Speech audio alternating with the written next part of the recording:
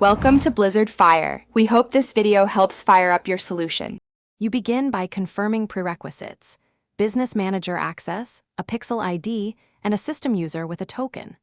Once you have those, create a secure endpoint on your server or cloud function and enable HTTPS. Make sure you can capture event names and user identifiers like email, FBC, and FBP from your site or backend. Now obtain the access token and pixel ID, because you'll need them in the next steps to authenticate and link server events with your browser events. Next, implement the event payload. Construct JSON with event name, event time, and a stable event ID to deduplicate later. Hash personal identifiers with SHA-256 and populate user data. Include source info and any custom data like value or currency.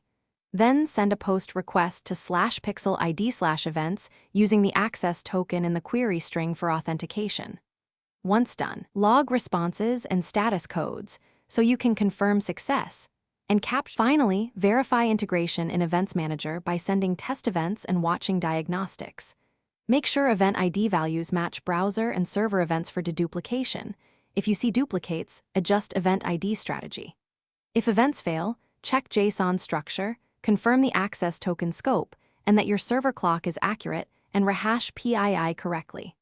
One key troubleshooting tip: enable verbose logging of request body and response. This gives the exact error from Facebook, so you can fix schema, permission, or hashing issues quickly.